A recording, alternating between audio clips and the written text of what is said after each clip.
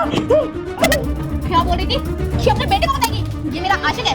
अब ये गरम गरम तवा जब तेरे पेट में लगेगा ना और बॉडी के हर पार्ट में लगेगा, तब जाकर अपने बेटे को बताइयो कि ये मेरा आशिक है। अरे बहू, मैंने तेरा क्या बिगाड़ा है? तू मेरे साथ ऐसा क्यों करती है? अरे मेरा पूरा शरीर चल रहा है बहू। क्या बोल रही बुढ़िया कि तुझे छोड़ दूं? अरे तेरी वजह से मेरी जिंदगी खराब हो रखी है।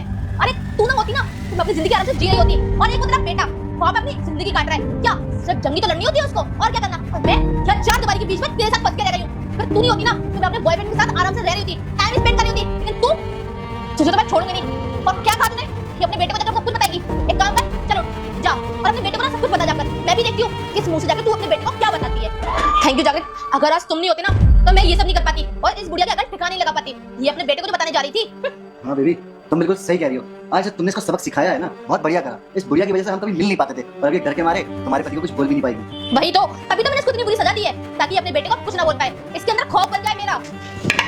और तू छोड़ इसको, क्या बेटी क्या है? यहाँ से वो अब किचन में जितना काम पड़ा है ना वो खत्म कर और हमारे खाने के लिए कुछ अच्छा सा बना। चल निकल। मैं शराब देती हूँ तेरी माँ मर जाएगी। अगर आपने वीडियो को लाइक और चैनल को सब्सक्राइब नहीं किया तो बताओ क्या खाना है तुम्हें? मैं बना देता हूँ तुम्हारे लिए और तुम्हारे बॉयफ्रेंड के लिए भी। हाँ, अरे नहीं सनी, तुम ना मुझे गलत समझ रहे हो। तुमने जैसा देखा वैसा बिल्कुल भी नहीं है। ये मेरा आशिक थोड़ी, ये तो मेरा कॉलेज फ्रेंड है। वो बस मुझसे मिलने आया था तो मैं सब बात कर रही थी बैठ कर। अरे बंद करो अपना ड्रामा, बहुत हो गई तुम्हारी बकवास। और तुम्हें क्या लगा था मुझे कुछ पता नहीं चलेगा कि तुम मेरी माँ के साथ कितना अत्याचार कर रही हो?